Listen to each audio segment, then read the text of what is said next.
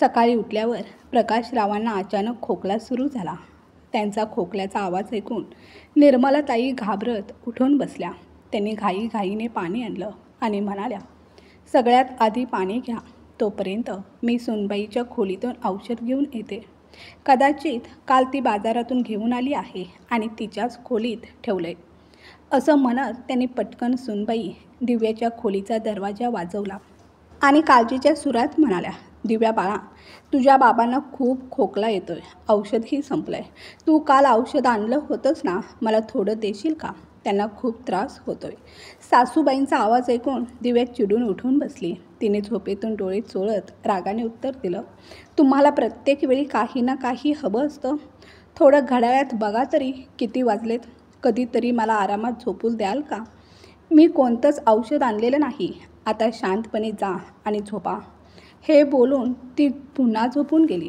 सुनबाईचं बोलणं ऐकून निर्मलाताईंच्या मनाला मोठा धक्का बसला. त्यांनी स्वतःला सावरलं. पदर खोचून त्या हळूहळू स्वयंपाकघराकडे निघाल्या. थरथरत्या हातांनी त्यांनी चहा केला.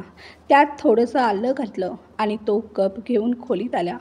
प्रकाशरावांना चहा देताना त्यांनी हळू आवाजात सांगितलं, आलं घालून चहा केलाय, थोडा तरी आराम मिळेल तुम्हाला. प्रकाशरावांना सगळं जाणवत होतं. त्यांना हे माहीत होतं की निर्मलाताई दिवसेंदिवस टोमणे, उपेक्षा आणि अवहेलना सहन करत आहेत. पण तरीही ते गप्प होते, काहीच बोलू शकत नव्हते. दुपारचा 1:30 वाजलेला होता, पण सकाळपासून ना प्रकाशरावांनी ना निर्मलाताईंनी काही खाल्लं होतं. नेहमी 12 वाजेपर्यंत दिव्या त्यांना जेवायला वाढत असे, पण आज स्वयंपाकघरात कुठलाच आवाज येत नव्हता. भांडी, ताटं, कुकर काहीही नव्हतं. ना जेवणाचा वास ना हालचाल. निर्मलाताईंना अस्वस्थ वाटू लागलं. किती वेळ वाट पाहायची. आधीच प्रकाशरावांची तब्येत बरी नव्हती. भुकेने त्यांचे हातपाय थरथरू लागले. शेवटी धीर करून निर्मलाताईंनी दिव्याला विचारलं, दिव्या बाळा, आज जेवायला खूपच उशीर झालाय. बाबांना खूप भूक लागली आहे. त्यावर दिव्या संतप्तपणे म्हणाली, स्वतः काहीच करू शकत नाही तरी थोडा संयम ठेवायला शिका. हे घर आहे, हॉटेल नाही. मनात आलं आणि तुमच्यासाठी जेवण तयार, हे चालणार नाही. आणि तुम्ही पण थोडं काहीतरी करत जा. मी तुमची कामवाली बाई नाही. दिव्याचं बोलणं ऐकून निर्मलाताईंच्या डोळ्यात पाणी आलं, पण त्यांनी आपली नम्रता सोडली नाही. हलक्या आवाजात म्हणाल्या, तुला स्वयंपाकघरात आलेलं आवडत नाही, मग मी कसं करू? राहिली गोष्ट तुझ्या सासऱ्यांची, या वयात ते काय काम करणार? दिव्या व्यंगात्मक हसत म्हणाली, आई, मी त्यांना कामावर पाठवा असं थोडीच म्हणते. घरातले छोटे मोठे काम तरी ते करू शकतात ना. निर्मलाताई गप्प बसून तिचं बोलणं ऐकत होत्या. काही बोलल्या असत्या तर आज दिव्या त्यांना जेवायलाही देणार नाही, हे त्यांना चांगलंच ठाऊक होतं. म्हणून न बोलता त्या शांतपणे आपल्या खोलीत परतल्या. प्रकाशरावांनी त्यांच्याकडे पाहिलं तर त्यांच्या डोळ्यातही तीच वेदना, तीच असहाय्यता स्पष्ट दिसत होती. काही वेळाने दिव्या खोलीत आली. काही न बोलता तिने रात्रीची उरलेली भाजी आणि शिळ्या भाकरीचं थंड ताट त्यांच्यासमोर ठेवून निघून गेली. ताटाकडे पाहून प्रकाशराव आणि निर्मलाताई एकमेकांकडे बघू लागले. डोळ्यात अश्रू उभे राहिले. त्या थंड जेवणात ना चव होती ना आदर. दोघांनीही गपचूप ते जेवण गिळलं. जेवण झाल्यावर दोघेही आपल्या खोलीत बसले. डोळ्यात उदासी, मनात खोल वेदना. उदयची आठवण त्यांना सतावत होती. दुसऱ्या दिवशी सकाळी निर्मलाताईंनी आपली जुनी डायरी उघडली. त्यातून उदयचा नंबर शोधून फोन लावला. हॅलो उदय बाळा. दुसऱ्या बाजूने आवाज आला, आई, एवढ्या सकाळी फोन केला? अश्रूंनी डोळे डबडबले. त्या काही बोलणार तोच दिव्या धावत आली. तिने त्यांच्या हातातून फोन हिसकावला. आई, तुम्ही का त्यांना त्रास देत आहात? फोन कानाला लावून चेहऱ्यावर खोटं हसू आणत दिव्या म्हणाली, उदय, आईला फक्त तुझी आठवण आली होती. मी तिला सांगितलं होतं की मी तुला थोड्याच वेळात फोन लावायला सांगते, पण तुला माहिती आहेच, वय झालं की आई वडील लहान मुलांसारखे होतात. उदय हसत म्हणाला, हो, पण आपल्याला त्यांची पूर्ण काळजी घ्यायला हवी. मला माहीत आहे तू त्यांची चांगली काळजी घेतेस, पण पुन्हा त्यांना माझ्याशी बोलायचं असेल तर सांगत जा. हो हो, नक्कीच. दिव्याने बनावटी हसू देत फोन ठेवला. पण फोन ठेवताच तिचं खोटं हसू क्षणात नाहीसं झालं आणि तिचा चेहरा रागाने लालबुंद झाला. काय गरज होती उदयला फोन करण्याची? तुम्हाला कळत नाही का तो किती बिझी असतो? प्रत्येक वेळी त्याला अशा कारणासाठी त्रास का देता?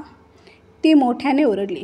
निर्मलाताईंच्या डोळ्यातून पुन्हा अश्रू वाहू लागले. त्या वेदनेने तिच्याकडे पाहत म्हणाल्या, दिव्या, आम्हाला उदयला काही सांगायचं नव्हतं. त्याचा फक्त आवाज ऐकून आमच्या मनाला थोडं समाधान मिळतं.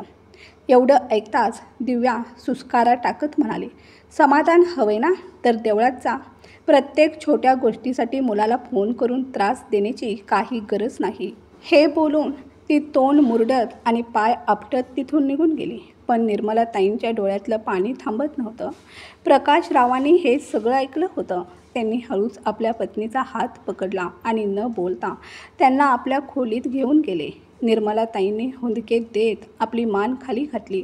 खोलीत एक गूढ शांतता पसरली होती. दोघंही वृद्ध काही न बोलता, कोणतीही तक्रार न करता एकमेकांच्या वेदना ओलांडून समजून घेऊ लागले. काही वेळाने दिव्याने पुन्हा तेच शिळं जेवण टेबलावर ठेवलं आणि काहीही न बोलता वेगाने खोलीतून निघून गेली. प्रकाशरावांनी आणि निर्मलाताईंनी एकमेकांकडे नजर टाकली. भूक लागली होती, पण असा अपमान सहन करत जेवण करणे हे त्यांच्यासाठी अत्यंत कठीण होतं. निर्मलाताईंनी थरथरत्या हाताने प्रकाशरावांचं ताट त्यांच्या पुढे सरकवत हळू आवाजात म्हणाल्या, जे काही आहे ते खाऊन घ्या, उपाशी राहू नका. प्रकाशरावांनी एक दीर्घ श्वास घेतला. एक घास तोडून तोंडात टाकला. भाकरी इतकी कडक होती की तोंडात टाकताच ती कुरकुरली. ते काहीही न बोलता हळूहळू जेवू लागले, कारण त्यांना माहीत होतं आता काहीही बोलून उपयोग नव्हता. निर्मलाताईसुद्धा जेवायला बसल्या. प्रत्येक घासासोबत त्यांचे डोळे भरून येत होते. अश्रूंनी डबडबलेल्या डोळ्यांनी त्या स्वतःला सांगत होत्या, जेव्हा उदय लहान होता तेव्हा त्याच्यासाठी रोज नवीन पदार्थ करायचे आणि आज आम्ही दोघं शिळ्या भाकरीवर जगतो आहोत. जेवण आटोपल्यानंतर प्रकाशराव झोपले. निर्मलाताई मात्र खिडकीजवळ येऊन बसल्या. बाहेर गडद काळोख पसरलेला होता. इतक्यात दरवाजा उघडल्याचा आवाज झाला. उदयने घरात पाऊल ठेवलं. आई बाबा, मी आलो. निर्मलाताईंनी झटकन डोळ्यातलं पाणी पुसलं. स्वतःच्या वेदना लपवत चेहऱ्यावर एक खोटं हसू आणून त्या म्हणाल्या, उदय बाळा, तू. तेवढ्यात प्रकाशरावही उठून बसले. दोघांच्याही डोळ्यातून आनंद अश्रू वाहू लागले. त्यांच्या आयुष्याचा तो एक क्षण जणू काही उजळून गेला. उदय आईच्या पाया पडला आणि मग वडिलांच्या शेजारी जाऊन बसला. तुम्ही दोघं कसे आहात? सगळं ठीक ना? हो रे बाळा, आम्ही ठीक आहोत. पण तू शनिवारी येतोस, आज अचानक कसा काय? निर्मलाताई प्रेमाने विचारताच उदय हसून म्हणाला, फक्त तुलाच माझी आठवण येते का गं? मला पण तुमची खूप आठवण येते. आज इथे एका क्लायंटबरोबर मीटिंग होती. विचार केला तुम्हा दोघांना भेटून जावं म्हणून मीटिंग संपताच थेट इथे आलो. तेवढ्यात दिव्या खोलीत आली आणि म्हणाली, बरं झालं तुम्ही आलात, पण टेन्शन नका घेऊ, मी आहे ना आई बाबांची काळजी घेण्यासाठी. उदय हसत म्हणाला, मला तुझ्यावर पूर्ण विश्वास आहे. मला माहीत आहे तू आई बाबांची खूप चांगली काळजी घेतेस. निर्मलाताई आणि प्रकाशराव हे सगळं ऐकत होते, पण काहीच बोलले नाहीत. आपली दुःख त्यांनी मनाच्या खोल कप्प्यात लपवून ठेवली होती. उदयच्या डोळ्यात आनंदाचा झळाळता प्रकाश होता. त्याला वाटत होतं, माझी बायको, आई बाबा तिघंही किती सुखाने समाधानाने एकत्र राहतात. पण त्याला कुठे माहीत होतं की हे फक्त एक देखावा आहे, एक खोटं नाटक. दुसऱ्या दिवशी सकाळीच उदय परत निघून गेला. पुढची 4 दिवस तशीच ओघावत्या शांततेत निघून गेली. आज शनिवारची सकाळ उजाडली होती. प्रकाशराव आणि निर्मलाताईंच्या चेहऱ्यावर एक वेगळाच आनंद फुलला होता, कारण आज त्यांचा मुलगा उदय परत येणार होता. प्रत्येक शनिवारप्रमाणे आजही ते देवळात जाण्यासाठी सज्ज झाले. काही वेळातच दोघंही पूजेचं ताट घेऊन बाहेर पडण्यासाठी उंबरठ्यावर आले. तेवढ्यात दिव्या त्यांच्या समोर आली आणि व्यंगात्मक आवाजात म्हणाली, आज तर मैना राघवची जोडी कुठे चालली आहे? पिक्चर बघायला का? निर्मलाताई शांतपणे म्हणाल्या, दिव्या, आज शनिवार आहे आणि उदय येणार आहे म्हणून वाटलं देवळात जाऊन यावं. त्यांचं बोलणं ऐकून दिव्या हसली. टाळ्या वाजवत टोमणा मारला, हो हो, मी तर विसरलेच होते. आज तर तुमच्यासाठी विशेष शनिवार. तुमचा लाडका मुलगा येतोय ना? जावा जावा, नाहीतर देवळाचं दार बंद होईल आणि देवच तुमच्यावर नाराज होईल. प्रकाशराव आणि निर्मलाताई काहीही न बोलता शांतपणे घराबाहेर पडले. देवळाकडे जात असताना निर्मलाताईंच्या मनात दिव्याचे टोमणे घुमत राहिले. त्यांनी प्रकाशरावांकडे पाहत हळूच विचारलं, कधीतरी आपल्या मुलाला समजेल का की त्याची बायको आपल्याशी कशी वागते? प्रकाशरावांनी दीर्घ श्वास घेतला आणि म्हणाले, कसं सांगावं निर्मला, पण सत्य किती काळ लपून राहणार? एक दिवस ते बाहेर येणारच. दुसरीकडे संध्याकाळी जेव्हा उदय घरी पोहोचला तेव्हा दिव्या दरवाजात उभी होती. तिला पाहून उदय हसत म्हणाला, एवढ्या आतुरतेने वाट पाहतेस? पण दिव्याने काहीही उत्तर दिलं नाही. ती न बोलता त्याच्या हातातली बॅग घेत आत निघून गेली. उदयला क्षणभर थोडं विचित्र वाटलं, पण त्याने फारसं लक्ष दिलं नाही. तो आनंदाने आईला हाक मारत त्यांच्या खोलीकडे गेला. आई बाबा, मी आलो. पण खोलीत कोणीच नव्हतं. एक जड शांत सन्नाटा दरवाजात उभा होता. उदय घाबरत म्हणाला, आई बाबा कुठे गेलेत? मी जेव्हा कधी येतो तेव्हा दरवाजातच बसलेले असतात. आज कुठे गेलेत? तेव्हा दिव्या चेहऱ्यावर थोडंसं उदास भाव आणत म्हणाली, अहो, आई बाबा देवळात गेले आहेत. सकाळपासूनच जायचा हट्ट करत होते. हे ऐकताच उदय चकित होऊन म्हणाला, आत्ता? पण आई बाबा नेहमी सकाळीच जातात ना देवळात, मग आज संध्याकाळी का गेले? त्यावर दिव्या पटकन म्हणाली, काय सांगू आता, हे दोघं त्यांच्या मनाप्रमाणे वागत आहेत. सकाळीही देवळात गेले होते आणि परत संध्याकाळी पुन्हा निघून गेले. मी त्यांना खूप समजावलं, थांबवण्याचा प्रयत्न केला, पण त्यांनी अजिबात ऐकलं नाही. उदय विचारात पडला. काही क्षण थांबून तो हलकंसं हसत म्हणाला, ठीक आहे, ते दोघं येतीलच. मी त्यांची वाट पाहतो. तू चहा ठेव, तोपर्यंत मी फ्रेश होतो. तेव्हा दिव्या म्हणाली, हो तुम्ही बसा, मी चहा घेऊन येते. ती स्वयंपाकघरात वळली, पण तिच्या चेहऱ्यावर एक वेगळं समाधान होतं. जणू पुन्हा एकदा उदयला सत्यापासून दूर ठेवण्यात ती यशस्वी झाली होती. रात्रीचे जवळपास 8 वाजले होते, पण अजूनही निर्मलाताई आणि प्रकाशराव घरी परतले नव्हते. त्यामुळे उदय अस्वस्थ होऊ लागला होता. देऊळ 8:30 वाजता बंद होतं. मग एवढा उशीर का झाला? आई बाबा अजून परतले नाहीत. सोप्यावर बसलेल्या उदयने घड्याळाकडे पाहिलं आणि अचानक दिव्याला विचारलं, आई बाबांनी यायला खूपच उशीर केलाय. तू नीट ऐकलं होतंस ना? ते देवळातच जातोय असंच म्हणाले होते ना? दिव्या मनातल्या मनात प्रचंड आनंदी झाली होती, पण चेहऱ्यावर चिंता असल्याचा अभिनय करत म्हणाली, तुम्ही पण कमाल करता. मी का लहान मुलगी आहे का की एवढं विसरीन? त्यांनी मला स्पष्टपणे सांगितलं होतं देवळात जातोय असंच. उदय आता अधिकच चिंतित झाला. दिव्या, ते जर खरंच देवळात गेले होते तर अजून परत का नाही आले? त्यांना माहीत होतं ना की मी आज येणार आहे, तरीसुद्धा एवढा वेळ का लावला? काही झालं तर नाही ना त्यांना? तो घाबरत म्हणाला. दिव्या मनातल्या मनात आनंदाने हसत होती, पण चेहऱ्यावर काळजी आणत म्हणाली, कदाचित ते कोणाशी तरी बोलत बसले असतील. तुम्हाला तर माहीतच आहे, आई कुठेही गेल्या की ओळखी काढून बोलत बसतात. उदय आता मनातल्या मनात बेचैन होऊ लागला. आई बाबा नक्की कुठे गेले असतील? त्याने स्वतःशीच विचार केला. आता त्याचं संयम सुटू लागलं होतं. तो पटकन उठला, गाडीची चावी घेतली आणि दिव्याला म्हणाला, दिव्या, मी देवळात जाऊन येतो. असं म्हणून त्याने गाडी सुरू केली आणि वेगाने देवळाच्या दिशेने निघून गेला. दिव्या दरवाजात उभी राहून त्याला जाताना पाहत होती. मनातल्या मनात ती स्वतःलाच म्हणाली, जा उदय, हवं तेवढं शोध, पण तुझं खरं सुख तुझे आई बाबा तुला सापडणार नाहीत. इकडे उदय वेगाने गाडी चालवत थेट मंदिरात पोहोचला, पण तिथे पाहतो तर काय, देवळाची भली मोठी दारं बंद होती. संपूर्ण परिसर शांत होता. आजूबाजूची दुकानंही बंद झाली होती. एक फुलवाली आपली फुलांची टोपली डोक्यावर घेऊन निघताना दिसली. उदय घाबरून आजूबाजूला पाहू लागला, पण आई वडील कुठेच दिसत नव्हते. तो पटकन त्या फुलवालीकडे गेला. तुम्ही एखादं वृद्ध जोडपं पाहिलं का? माझे आई बाबा सकाळी देवळात आले होते, पण अजून घरी परतले नाहीत, तो बोलला. फुलवालीने क्षणभर त्याच्याकडे आश्चर्याने पाहिलं आणि मग शांतपणे म्हणाली, बाळा, इथे तर दिवसभर कितीतरी लोक येत असतात. कोण आलं कोण नाही कसं ओळखणार मी? उदयचं हृदय धडधडू लागलं. आता काय करावं काही सुचेनासं झालं. त्याच वेळी एक दुकानदार जे आपलं दुकान बंद करत होता त्याच्याजवळ आला. दादा, काय झालं? खूप घाबरलेला दिसता तुम्ही. उदयने घाईघाईने मोबाईलमधून आई वडिलांचा फोटो दाखवत विचारलं, हे माझे आई बाबा. ते देवळात आले होते पण परतले नाहीत. तुम्ही पाहिलंत का यांना? दुकानदाराने फोटो नीट पाहिला. क्षणभर थांबून म्हणाला, हो, या दोघांना मी पाहिलं होतं सकाळीच. उदय अधीर होऊन पुढे विचारू लागला, सकाळी? नक्की हेच दोघं होते का? कुठे पाहिलं? दुकानदाराने खात्रीने मान हलवली. हो दादा, हेच होते. पण संध्याकाळी नाही, सकाळी पाहिलं मी त्यांना. हे ऐकताच उदयचे हातपाय थरथरू लागले.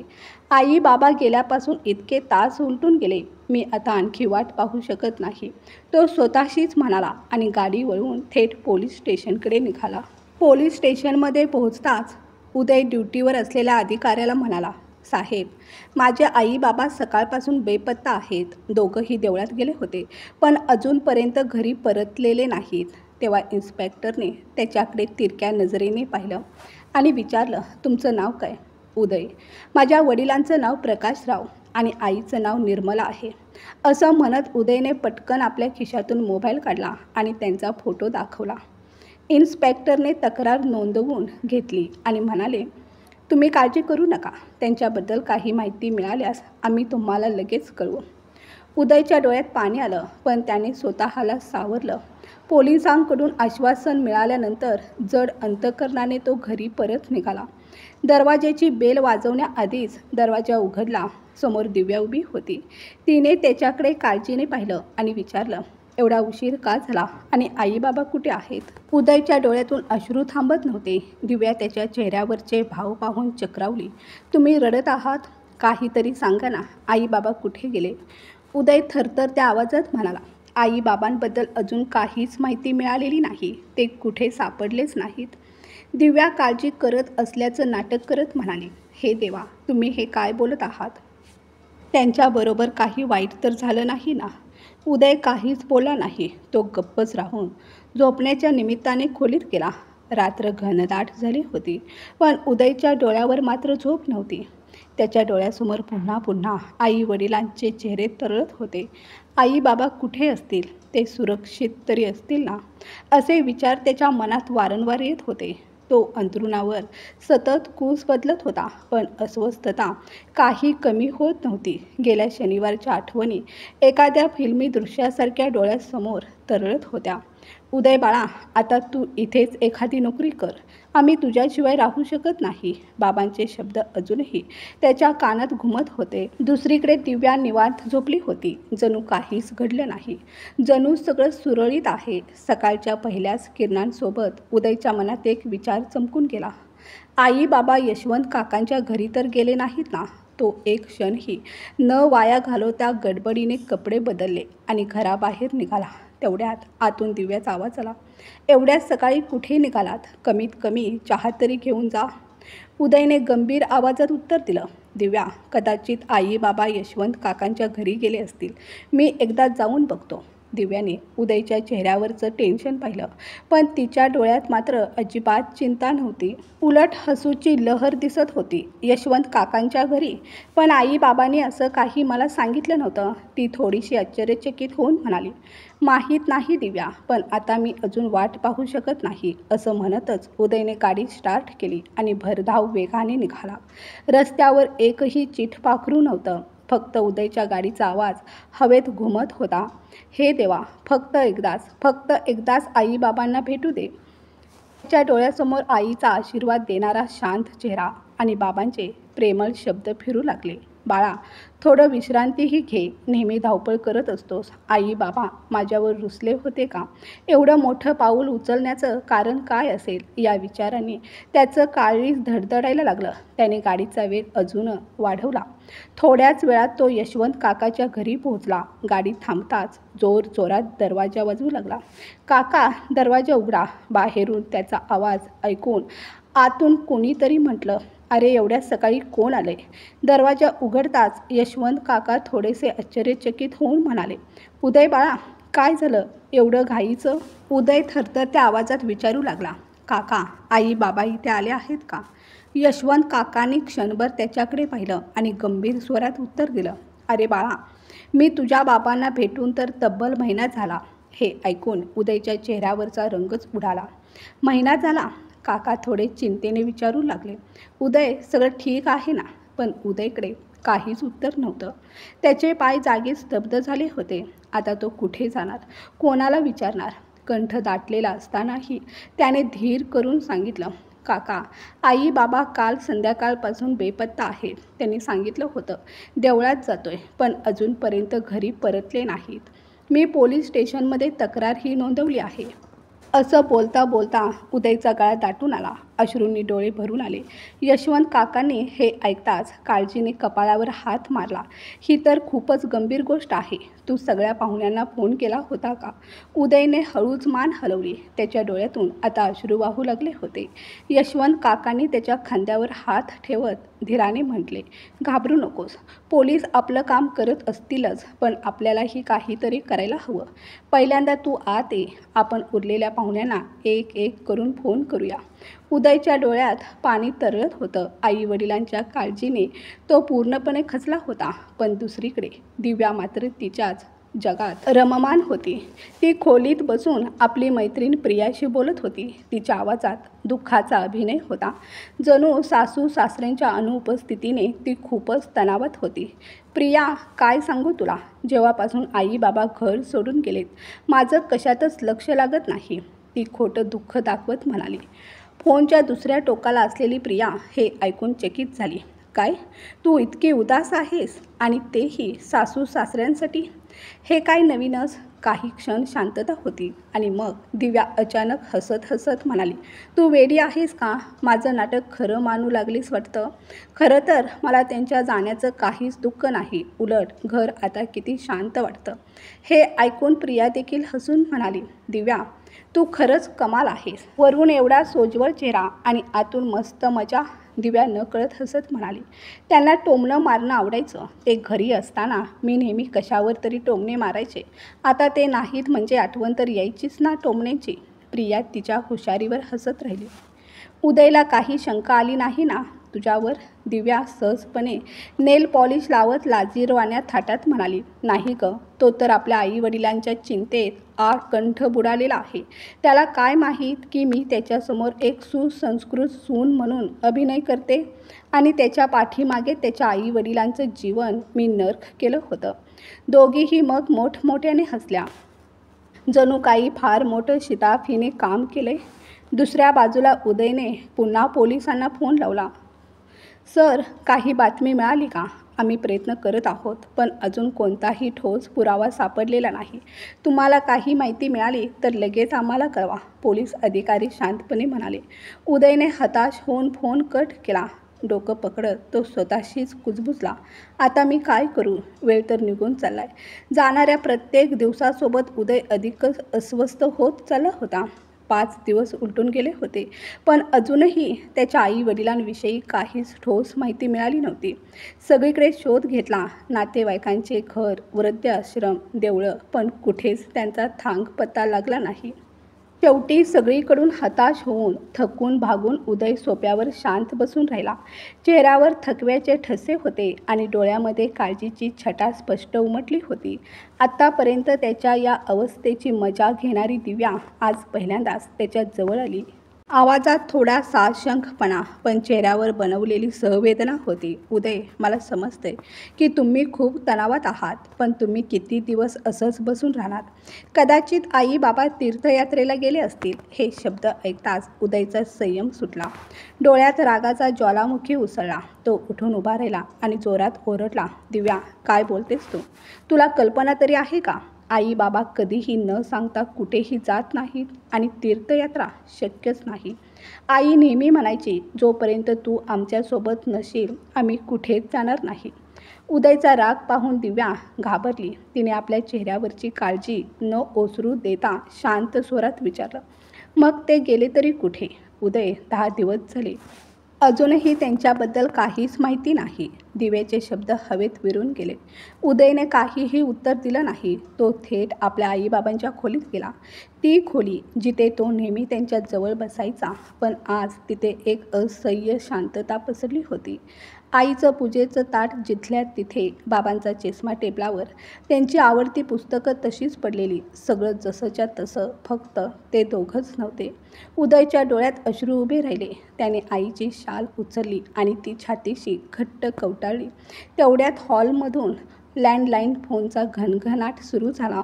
एक सारखा खंड न घेता वाजणारा. मनातून उदास आणि अनिच्छेने उदयने रिसिव्हर उचलला. हॅलो उदय, हे काय चाललंय? तू ऑफिसमध्ये येणं बंद केलं आहेस आणि कुठलीच अपडेट नाही दिलीस. फोनच्या दुसऱ्या बाजूला बॉसचा कठोर आवाज घुमत होता. सर, मी खूप तणावात आहे. माझे आई वडील गेल्या 10 दिवसांपासून बेपत्ता आहेत. मी अजूनही त्यांचाच शोध घेतोय. उदयच्या थकलेल्या गहिवरलेल्या स्वरात शब्द उमटले. दुसऱ्या बाजूने त्याचे बॉस म्हणाले, उदय, मला तुझं टेन्शन समजतंय, पण कंपनीचेही काही नियम असतात. मी तुला आठवड्याभराची सुट्टी दिली होती, पण आता 10 दिवस झालेत. कंपनीला तुझी गरज आहे. जर पुढील 2 दिवसात तू परत आला नाहीस तर तुझ्या जागी दुसरा माणूस ठेवावा लागेल. बॉसचा आवाज कठोर होता. उदय काही बोलणार तोच बॉसने फोन कट केला. उदयने फोन खाली ठेवला आणि डोकं पकडून बसला. आता त्याच्यासमोर आणखी एक मोठं संकट उभं राहिलं होतं. नोकरी वाचवायची की आईबाबांना शोधायचं? नोकरी सोडली तर आईबाबा आल्यानंतर त्यांची जबाबदारी कोण घेणार? आणि कामावर गेलो तर त्यांना शोधायला वेळ कसा मिळणार? अशा विचारांच्या चक्रात तो अडकला होता. तेवढ्यात संध्या हॉलमध्ये आली. कोणाचा फोन होता? ऑफिसमधून. म्हणाले, 2 दिवसात कामावर गेलो नाही तर माझ्या जागी दुसऱ्याला नेमतील. उदय निराश स्वरात म्हणाला. दिव्या मात्र उदासीनपणे म्हणाली, मग काय ठरवलं आहे तुम्ही? ठरवतो काय? अजून आई बाबांबद्दल काहीच माहिती नाही. मी त्यांना अशा अवस्थेत कसा सोडून जाऊ? उदय संतापून बोला. ठीक आहे, मग नोकरी सोडा आणि बसा घरी. दिव्या तोंड वाकडं करून म्हणाली. उदयने तिच्याकडे रागाने पाहिलं, पण काहीही बोलला नाही. तो पुन्हा विचारात गढून गेला. काय करू? नोकरी की आई बाबा? काही वेळ शांत बसून राहिल्यानंतर तो अचानक उठला. दिव्याकडे पाहत मोठ्या आवाजात म्हणाला, माझी बॅग भर. आज संध्याकाळी मी पुण्याला जातोय. दिव्या, जी आत्तापर्यंत सगळं नाट्य बघत उभी होती, चकित झाली. नाटकी सुरात म्हणाली, खरंच तुम्ही जात आहात? हो. आता थांबण्यात काही अर्थ नाही. पोलीस काही करू शकले नाहीत आणि कंपनीतून सतत फोन येत आहेत. जर मी नोकरी सोडली तर आई बाबा परत आल्यानंतर त्यांची जबाबदारी कोण घेणार? कमीत कमी हातात नोकरी तरी असावी. उदय थंड आवाजात म्हणाला. दिव्याने ते ऐकताच चेहऱ्यावर खोटा उदासीचा मुखवटा चढवला. उदय, खरंच वाटतं का तुम्हाला आई बाबा परत येतील? म्हणजे काय? तुला काय म्हणायचं आहे? उदयने रागाने विचारलं. दिव्या शांतपणे म्हणाले, म्हणजे इतके दिवस झाले. परत यायचं असतं तर आत्तापर्यंत आले नसते का? दिव्या, मी मूर्ख नाही. माझे आई बाबा कधीच मला असं सोडून जाणार नाहीत. त्यांच्या बाबतीत नक्की काहीतरी घडलं आहे आणि जोपर्यंत मला सत्य समजत नाही तोपर्यंत मी शांत बसणार नाही. असं ठामपणे सांगून तो कपाटाकडे गेला आणि स्वतःच बॅग भरू लागला. तेवढ्यात दिव्या उदयजवळ आली आणि थोड्या उदास स्वरात म्हणाले, उदय, जर तुम्ही पुण्याला जात असाल तर मला पण सोबत घेऊन चला. आता इथे राहून माझा काय उपयोग? उदय शांतपणे म्हणाला, तू हे काय बोलतेस दिव्या?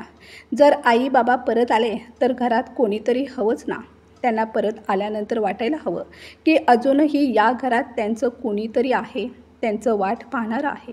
उदयचं बोलणं ऐकून दिव्याच्या चेहऱ्यावरचा उत्साह क्षणात हरवला. तिला वाटलं होतं की उदय तिला सोबत घेऊन जाईल आणि ती या बंधनापासून पूर्णपणे मुक्त होईल. पण तसं झालं नाही. स्वतःला सावरत ती म्हणाली, पण तुम्हालाही ठाऊक आहे आई बाबांशिवाय या घरात राहणं किती कठीण आहे. मी एकटी कशी राहू? उदय तिच्या डोळ्यात डोकावून म्हणाला, दिव्या, तुला खरंच आई बाबांची काळजी वाटत असेल तर तू हे समजून घ्यायला हवं की तुझं इथं राहणं किती गरजेचं आहे. जेव्हा ते परत येतील तेव्हा सगळ्यात आधी ते तुलाच शोधतील आणि जर तू घरात नशील तर त्यांना किती अस्वस्थ वाटेल, कल्पना कर. दिव्या मनातून खवळली होती, पण चेहऱ्यावर ती तो भाव दाखवत नव्हती. बाहेरून शांतपणे म्हणाले, ठीक आहे, तुम्ही म्हणता तर मी इथेच थांबते, पण तुम्ही लवकर परत या. उदयने हलकेच मान डोलावली. हो, मी शक्य तितक्या लवकर परत येण्याचा प्रयत्न करेन. पण आई बाबा आले की मला लगेच कळव. उदय निघून गेला. दिव्याच्या चेहऱ्यावर एक विचित्र समाधान दिसत होतं. ती मनातल्या मनात म्हणाली, उदय तर गेला, आता मी पूर्णपणे स्वतंत्र आहे. ना कोणी ओरडणारं, ना कोणी अडवणारं. आता या घरावर माझाच हक्क आहे. ती आनंदाने घरभर फिरू लागली. थोड्या वेळाने सोफ्यावर जाऊन बसली. वेळ हळूहळू पुढे सरकत होता, पण आता तिला एकटेपणाची जाणीव होऊ लागली होती. पूर्वीचा तिचा वेळ सासू सासऱ्यांवर राग काढण्यात, त्यांच्यावर चिडण्यात जात असे, पण आता तोच वेळ तिच्यासाठी ओझं बनू लागला होता. जाता जात नव्हता. एके दिवशी तिची मैत्रीण प्रियाचा फोन आला. अगं काय झालं? तू तर अगदी उदास वाटतेस. का? उदय तुझ्यापासून दूर गेलाय म्हणून? दिव्या थोड्या खिन्न आवाजात म्हणाली. उदास नाही ग, फक्त एकटं वाटतंय, प्रिया हसत म्हणाली. मग आता एकटी राहायची सवय लावून घे, नाहीतर एखाद्या नवीन मित्राची सोय कर. हे ऐकून दिव्या चिडून म्हणाली. गप्प बस प्रिया, काहीही बोलू नको. उदय आता फक्त पैसे पाठवतो एवढंच. ना तो प्रेमाने बोलतो, ना विचारपूस करतो. कधी वाटतं त्याचं प्रेमही संपलंय. तेव्हा प्रिया दिव्याची थोडी चेष्टा करत हसून म्हणाली, पहिल्यांदा तुला तुझ्या सासू सासऱ्यांचा खूप त्रास व्हायचा. त्यांना टोमणे मारण्यात सुद्धा तुला मजा यायची, आणि आता स्वतःच एकटी पडलीस तर जगणंच कठीण झालंय का? दिव्याजवळ त्या क्षणी प्रियाच्या प्रश्नाचं काहीच उत्तर नव्हतं. ती निशब्द झाली. दुसरीकडे उदयचं पुण्यातही मन लागत नव्हतं. आई बाबांची आठवण, त्यांच्या बोलण्याचा आवाज, त्यांचं अचानकपणे गायब होणं, हे सारं त्याच्या मनात गुंतून बसलं होतं. शनिवार उजाडताच उदय अधिक अस्वस्थ झाला, कारण प्रत्येक शनिवारी त्याच्या आई वडिलांना भेटण्यासाठी खास असायचा. पण आता जवळपास 1 महिना झाला होता त्यांना पाहिलं नव्हतं. तेही कुठे आहेत याचाही काही थांगपत्ता नव्हता. आता पुन्हा पुन्हा त्याच्या मनात आई बाबांची आठवण झणझणून येत होती. बाळा, तू इथेच कुठेतरी नोकरी कर, आम्ही तुझ्याशिवाय राहू शकत नाही रे. जेव्हा तू जवळ असतोस तेव्हा असं वाटतं की आपल्याला सगळं काही मिळाले. आईचे ते शब्द आठवताच उदयच्या डोळ्यात पाणी तरळलं. आई बाबा, तुम्ही दोघं मला एकट्याला सोडून कुठे निघून गेला? तो विचारात हरवलेला असतानाच त्याचा मित्र विजय खोलीत आला. नेहमीच्या मस्करीच्या अंदाजात म्हणाला, उदय महाराज, प्रत्येक आठवड्याला तू असाच घैवरलेला दिसतोस. चल ना आज माझ्या घरी. आई आणि तुझी वहिनी तर सारखं विचारत असतात, तुझा मित्र उदय कधी येणार? पण तू ऐकतच नाहीस. उदय थोडा संकोचून म्हणाला, नाही रे विजय, आज कुठे जायचं मनच नाही. विजयनं थोडं गांभीर्यानंच सांगितलं, उदय, जर असाच एकटाच राहिलास तर तब्येत खचेल रे. आठवडाभर ऑफिस आणि मग सुट्टीच्या दिवशीही हे असंच एकटेपण, ही काय जगण्याची पद्धत आहे? चल, थोडंसं मन मोकळं होईल. उदयला खरं तर अजिबात कुठे जायचं नव्हतं, पण जेव्हा विजयने त्याच्या आईचं नाव घेतलं तेव्हा त्याच्या मनात पुन्हा तो ओलसर आपलेपणाचा स्पर्श जागा झाला. आईचं ते प्रेम, ती आपुलकी आठवली. त्याने एक खोल श्वास घेतला आणि हलकंसं हसत म्हणाला, ठीक आहे बाबा, येतो तुझ्याबरोबर. विजय लगेच आनंदाने म्हणाला, मग तयार हो. आता बघ माझी आई तुझा कसा पाहुणचार करते ते. थोड्याच वेळात ते दोघं विजयच्या घरी पोहोचले. विजयच्या आईने प्रेमळ हास्याने दरवाजा उघडला. उदय समोर येताच विजयची आई हसून म्हणाली, हा आहे का तो उदय, ज्याची आम्ही इतके दिवस वाट पाहत होतो? तुझ्याबद्दल खूप ऐकलं आहे. उदय, ये ना, आत ये. विजयच्या आईला पाहून उदयला न कळत आपल्या आईची आठवण झाली. ती प्रेमाने पुढे आली आणि म्हणाली, उदय, आम्हाला परके समजू नकोस, हे तुझंच घर आहे. हे ऐकताच उदयचे डोळे पाणावले. स्वतःला सावरत तो म्हणाला, काकू, खूप छान वाटलं तुम्हा सगळ्यांना भेटून. तेवढ्यात विजयची पत्नी अंजली मुश्किलपणे म्हणाली, चहा घ्या ना. आमच्या घरातला चहा असा असतो की एकदा प्यायला आलात की पुन्हा पुन्हा यावंसं वाटतं. सगळे हसले, पण त्या हास्याच्या गडबडीतही उदयच्या चेहऱ्यावरचा उदासपणा लपत नव्हता. सगळेजण चहा नाश्त्यात रमले होते. इतक्यात दरवाजातून विजयचा लहान भाऊ आकाश आत आला. तो उत्साहात म्हणाला, नमस्कार उदय दादा, कसे आहात? दादा तुमचं खूप कौतुक करतात. उदय हलकंसं हसत म्हणाला, त्याला सवय आहे, तो सगळ्यांचंच कौतुक करतो. विजय हसून म्हणाला, मैत्री टिकवायची एक खास पद्धत आहे ती. पुन्हा एकदा सगळे हसले. घरातलं प्रसन्न आपुलकीचं वातावरण पाहून उदयला आपल्या घराची आठवण झाली. एकेकाळी त्याच्याही घरी असा आनंद भरून असायचा. तोच क्षण डोळ्यासमोर उभा राहिला आणि त्याचे डोळे भरून आले.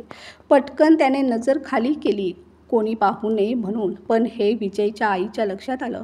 त्यांनी अलगद उदयच्या खांद्यावर हात ठेवला आणि मृदू स्वरात विचारलं, उदय बाळा, सगळं ठीक आहे ना? उदयने हसण्याचा प्रयत्न करत म्हटलं, काकू, सगळं ठीक आहे. फक्त आई वडिलांची खूप आठवण आली. त्याचं मायेचं बोलणं ऐकून विजयच्या आईचं हृदय पिघळलं. त्या म्हणाल्या, आई वडिलांची जागा कोणीही घेऊ शकत नाही बाळा, पण कधी आईची आठवण झाली तर न घाबरता इथेच ये. माझं घर नेहमी तुझ्यासाठी उघडं आहे. उदयच्या डोळ्यातून पुन्हा अश्रू ओघळले. त्याने भरलेल्या आवाजात म्हटलं, धन्यवाद काकू. विजय आणि अंजली एकमेकांकडे पाहत होते. त्यांना जाणवलं की उदयच्या मनात खोल वेदना दडलेल्या आहेत, ज्या तो कुणालाही सांगू इच्छित नाही. पण या घराच्या प्रेमळ वातावरणात त्या वेदनांना थोडीशी विराम मिळाल्यासारखं वाटत होतं. सगळेजण गप्पांमध्ये रंगले होते. तेवढ्यात आकाशने आपल्या मोबाईलमधले फोटो दाखवत म्हटलं, उदय दादा, हे बघा माझ्या साखरपुड्याचे फोटो. तुम्ही येऊ शकला नाहीत म्हणून निदान फोटो तरी बघा. विजयही हसत म्हणाला, मी किती वेळा सांगितलं होतं तुला, पण तू नेहमीच तुझ्या कामात बिझी असतोस. आता तरी बघ फोटो. उदय हलकं हसला आणि फोनकडे पाहू लागला. काही वेळ सगळेजण साखरपुड्याचे फोटो पाहत होते. फोटो संपले आणि दुसरे काही फोटो स्क्रीनवर आले. आकाश फोन बंद करत असतानाच उदयचं लक्ष एका फोटोवर गेलं. तो फोटो पाहता क्षणी त्याचे डोळे विस्फारले गेले. काळजाचे ठोके वेगाने वाजू लागले. तो घाईघाईने म्हणाला, हा फोटो जरा परत दाखव ना. आकाश फोटो दाखवत म्हणाला, अरे उदय दादा, या बाई आमच्या हॉस्पिटलमध्ये ॲडमिट आहेत. खूपच दुःखी वाटतात. सतत दरवाजाकडे टक लावून पाहत राहतात, जसं कुणाची तरी वाट बघत आहेत. म्हणतात की मुलगा आणि सून त्यांना सोडून गेलेत. आई हा शब्द उदयच्या गळ्यातच अडकला. त्याचं लक्ष त्या फोटोवर एकटक होतं. आईने पांढरी साडी नेसलेली होती. चेहऱ्यावर थकवा, वेदना आणि निराशा होती, पण डोळ्यात तीच ममता, तीच आशा आणि वाट पाहण्याची सवय अजूनही जिवंत होती. आई, असं म्हणत उदयने आकाशच्या हातातून फोन घेतला आणि तो आपल्या छातीशी घट्ट लावून धरला. डोळ्यातून पाणी अविरत वाहू लागलं. विजय आणि अंजली दोघंही आश्चर्यचकित होऊन बघतच राहिले. काय झालं उदय? विजयने विचारलं. उदय थरथरत्या आवाजात म्हणाला, विजय, ही माझी आई आहे. सगळे क्षणभर थिजून गेले. काय? पण त्या इथे कशा आल्या? विजय, मला काहीच माहीत नाही, पण आता मला अजून उशीर करायचा नाही आहे. मला आईजवळ जायचं आहे. असं म्हणत उदय पटकन उठला आणि गाडीची चावी घेतली. त्याच्याबरोबर विजय आणि आकाशही निघाले. हॉस्पिटलमध्ये पोहोचल्यानंतर आकाश आत गेला. स्टाफशी चर्चा केली आणि मग तिघंही एका वॉर्डकडे वळाले. आत पाऊल टाकताच उदयच्या तोंडून फक्त एकच शब्द निघाला, आई. त्याच्या डोळ्यातून अश्रू वाहू लागले. निर्मलाताईंनी हळूच आपली नजर वर केली. त्यांच्या डोळ्यात एक अजब रिकामेपण होतं, जणू काही आयुष्यातलं सगळं गमावलेलं. पण जेव्हा त्या नजरेला उदय दिसला तेव्हा त्या एकटक त्याच्याकडे पाहत राहिल्या. ओठ थरथरत होते. डोळ्यात पाणी तरळू लागलं, पण त्या एक शब्दही बोलू शकल्या नाहीत. आई, मी आहे तुझा उदय. हे ऐकून त्यांच्या डोळ्यात हलकीशी चमक चमकली. तेवढ्यात डॉक्टर आले आणि म्हणाले, या माईंना इथे ॲडमिट करून 2 महिने झालेत. अजून कोणीच त्यांना भेटायला आलेलं नाही. एक महिला त्यांना इथं सोडून गेली आणि सांगून गेली की या बाईंची मानसिक अवस्था बरी नाही. खोटं आहे ते. माझी आई एकदम ठणठणीत आहे. उदय रागाने ओरडला. डॉक्टर शांतपणे म्हणाले, आम्ही कोणावरही आरोप करत नाही, पण इथे येण्याआधी यांना एखादा मोठा मानसिक आघात झालेला असावा. तुम्ही यांना घरी घेऊन जाऊ शकता, पण योग्य उपचार करणं गरजेचं आहे. उदय डॉक्टरांचं बोलणं ऐकत होता, पण त्याच्या मनात एकच विचार घोळत होता, आई इथे आहे, पण बाबा कुठे आहेत? त्याच्या नजरा आईच्या चेहऱ्यावर खिळलेल्या. ती त्याला ओळखत होती, पण तिचं वागणं मात्र परक्या व्यक्तीसारखं होतं. अचानक त्याच्या मनात विचारांची वीज चमकली. त्याने डॉक्टरांना विचारलं, डॉक्टर, जेव्हा माझ्या आईला इथे आणलं गेलं तेव्हा त्यांच्यासोबत एखादा वृद्ध पुरुष होता का? डॉक्टरांनी मान हलवत उत्तर दिलं, नाही.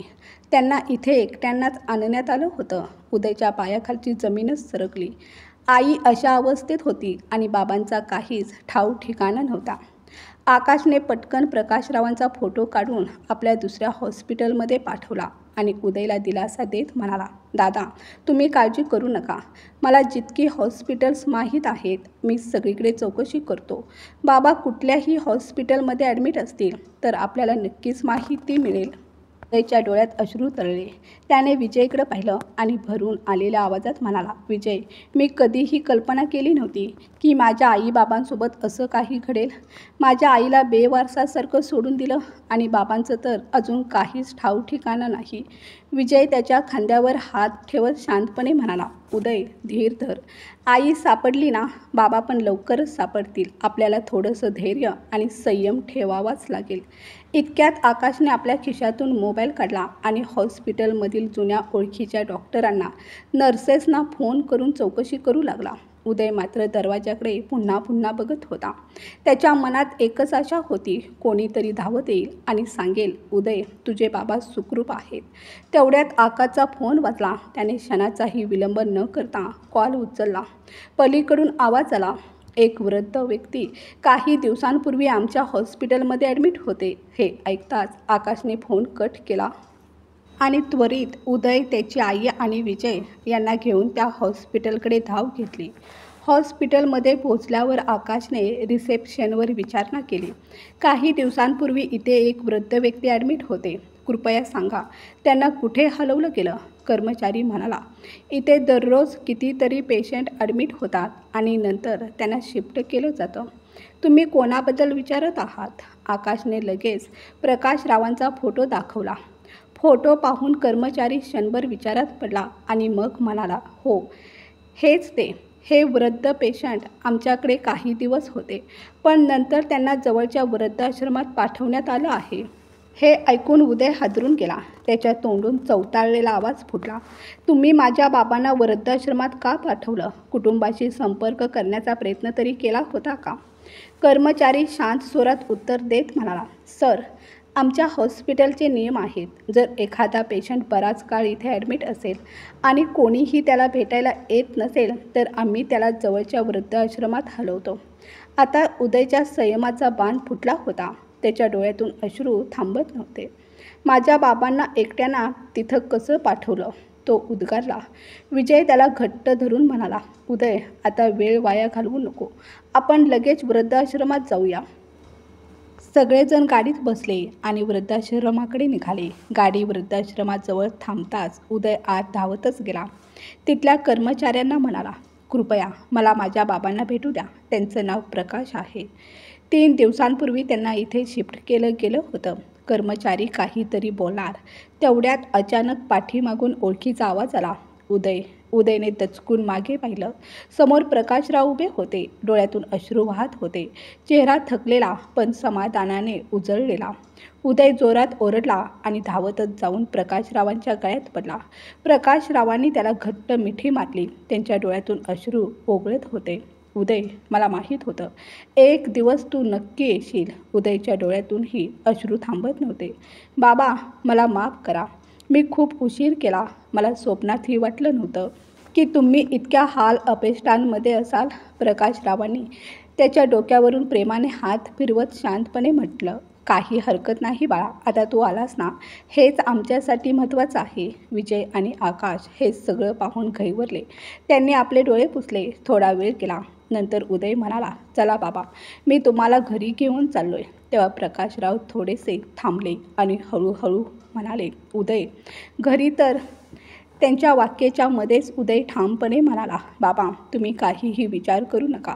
फक्त माझ्याबरोबर चला. आता तुम्हाला माझ्यापासून कोणीही वेगळं करू शकणार नाही. उदयने त्यांना गाडीत बसवलं. सर्वजण तिथून निघाले. गाडीत बसल्यावर निर्मलाताईंची नजर प्रकाशरावांवर पडली आणि त्यांच्या डोळ्यातून अश्रू थेट ओघळू लागले. त्या रडतच म्हणाल्या, तुम्ही ठीक आहात ना? प्रकाशरावही भावूक झाले. ते म्हणाले, निर्मला, मी ठीक आहे. तू कशी आहेस? किती दिवस झाले तुला पाहून. हे दृश्य पाहून उदयच्या काळजात जर झालं. आई बाबांना अशा अवस्थेत पाहून तो स्वतःला थांबवू शकला नाही. त्याने दोघांनाही घट्ट मिठी मारली आणि ठाम स्वरात म्हणाला, आई बाबा, आता मी तुम्हा दोघांना कधीच एकटं सोडणार नाही आणि दिव्याने तुमच्याबरोबर जे काही केलं त्याची शिक्षा तिला नक्की मिळेल. तेव्हा विजयने उदयच्या खांद्यावर हात ठेवत संयमाने सांगितलं, उदय, आता सगळ्यात महत्त्वाचं म्हणजे काका काकूंना एखाद्या चांगल्या डॉक्टरांकडे घेऊन जाणं. दिव्याच्या बाबतीत काय करायचं हे आपण नंतर ठरवू. विजयचं बोलणं ऐकून निर्मलाताई म्हणाल्या, बाळा, आता आम्हाला कोणत्याही हॉस्पिटलची गरज नाही. आमचा मुलगा पुन्हा आमच्यासोबत आहे. हाच आमच्यासाठी सर्वात मोठा दिलासा. हाच आमचा खरा उपचार आहे. तेवढ्यात उदयने दिव्याला फोन लावला. दिव्याने फोन उचलला आणि आश्चर्यचकित स्वरात विचारलं, उदय, सगळं ठीक आहे ना? एवढ्या दिवसांनी फोन केलास? उदयचा आवाज थरथरत होता. मी बाबांना घेऊन येतोय. काय? दिव्याच्या हातातून फोन खाली पडला. क्षणातच तिच्या पायाखालची जमीन सरकली. ती पुन्हा फोन उचलून घाबरलेल्या आवाजात स्वतःला सावरत म्हणाली, तुम्हाला आई बाबा कुठे सापडले? उदयने आपल्या रागावर कसंबसं नियंत्रण ठेवत उत्तर दिलं, तू मला हा प्रश्न विचारतेस? लवकरच सगळं समजेल तुला. इतकं बोलून त्याने फोन ठेवून दिला. आता दिव्याचे हातपाय थरथरू लागले होते. आता काय होणार? उदयला सगळं कळलं आहे आणि तो आईबाबांना पण परत घेऊन येतोय असा विचार करताच तिचा श्वास वेगाने चालू लागला. मी हे काय केलं? थोडंसं धैर्य दाखवलं असतं तर. पण मी फक्त स्वतःचाच विचार करत राहिले. तेव्हाच तिला तो दिवस आठवला जेव्हा तिचे सासू सासरे देवळात गेले होते. तिला नीट आठवत होतं. ती देवळात गेली होती आणि अगदी सहजपणे म्हणाली होती, आई बाबा, मी तुम्हाला घ्यायला आले आहे. चला गाडीत बसा. निर्मलाताई आणि प्रकाशराव तिला पाहून चकित झाले होते. प्रकाशरावांनी आश्चर्याने विचारलं, दिव्या, तू इथे? तुला उदयने पाठवले का? दिव्याने चेहऱ्यावर एक बनावटी हसू आणत खोट्या आपुलकीने उत्तर दिलं, हो बाबा, उदयनेच पाठवले. तुमची तब्येत ठीक नाही म्हणून औषध देण्यासाठी मला पाठवले. ते दोघं थोडं गोंधळले, पण तरीही औषध घ्यायला जायचंय या विचाराने गाडीत बसले. काही वेळात दिव्या त्यांना एका मानसिक रुग्णालयात घेऊन गेली. तिथे तिने स्टाफला पैसे देऊन सांगितलं, फक्त या दोघांना ॲडमिट करून घ्या. पैशाची चिंता करू नका. डॉक्टरांनी आणि स्टाफने काहीही विचार न करता निर्मलाताईंना महिला वॉर्डात भरती केलं. पण जेव्हा प्रकाशरावांना ॲडमिट करायची वेळ आली तेव्हा त्यांनी स्पष्ट नकार दिला. ह्यांना दुसऱ्या हॉस्पिटलमध्ये घ्या. आम्ही दोघांना एकत्र ठेवू शकत नाही.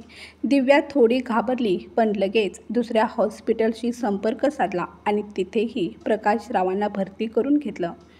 तिथले डॉक्टरही पैशासाठी तयार होते. त्यांनीही काही विचार न करता त्यांना ॲडमिट केलं. अशा प्रकारे दिव्याने आपल्या सासू सासऱ्यांना त्यांच्या स्वतःच्या मुलापासून दूर केलं. तिच्या मनात फक्त एकच विचार होता, हे दोघं कधीच परत येणार नाहीत. पण तिला कुठे ठाऊक होतं की तिचं हे कारस्थान एक दिवस उघडकीस येईल. दुसरीकडे उदय आपल्या आईबाबांना घेऊन घरी परत येत होता. घरात पोहोचल्यावर दिव्या धावतच आली आणि आपल्या सासू सासऱ्यांच्या पायावर कोसळत म्हणाली, आई बाबा, मला माफ करा. माझ्याकडून फार मोठा अपराध झाला. लोभ आणि अहंकारामुळे मी इतकी अंध झाली होती की हेही विसरले की तुम्ही माझे सासू सासरे नाही तर आई वडील आहात. उदयने रागाने तिच्याकडे पाहिलं आणि दोन जोरात कानाखाली मारून म्हणाला, गपचूप माझ्या घरातून निघून जा, नाहीतर पोलिसांना बोलवेन. रडून काहीही होणार नाही. जेव्हा तू माझ्या आई बाबांना फसवून वेळेच्या हॉस्पिटलमध्ये भरती केलं तेव्हा तुला रडू आलं नव्हतं? उदय, प्लीज, मला माझी चूक मान्य आहे. फक्त एक संधी तरी दे. प्रकाशराव आणि निर्मलाताई एकमेकांकडे पाहू लागले. ते दोघं कधीच कोणालाही दुःख देत नसत. पण दिव्याने जो छळ केला होता तो विसरणं सोपं नव्हतं. तरीसुद्धा निर्मलाताईंनी थरथरत्या आवाजात सांगितलं, उदय बाळा, काही हरकत नाही. सुनबाईला माफ कर. तिला तिच्या चुकीची जाणीव झाली आहे. नाही आई, तू एक आई म्हणून तिला माफ करू शकतेस, पण मी तिला आयुष्यभर माफ करू शकणार नाही. तिने माझ्या डोळ्यांवर विश्वासाची पट्टी बांधली होती. मी तिचं खरं रूपच पाहू शकलो नाही. पण आता माझ्या आयुष्यात तिच्यासाठी कोणतीच जागा नाही. माझ्यासाठी ती आता मेल्यासारखीच आहे. उदयचं बोलणं ऐकून दिव्याच्या डोळ्यातून अश्रू वाहू लागले. तिने प्रकाशराव आणि निर्मलाताईंकडे आशेने पाहिलं. कदाचित ते तिला माफ करतील.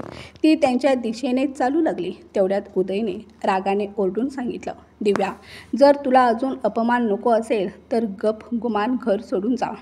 दिव्या काहीही बोलू शकली नाही. तिच्या डोळ्यातून पश्चातापाचे अश्रू वाहत होते. गप्पच ती घराबाहेर गेली आणि उदय तिथेच थांबून आपल्या आई वडिलांची सेवा करू लागला. मित्रांनो, कथा आवडली असेल तर कथेला लाईक, शेअर करा. चॅनलवर नवीन असाल तर प्लीज आपल्या चॅनलला सबस्क्राईब करा. कथा ऐकल्याबद्दल आणि वाचल्याबद्दल धन्यवाद.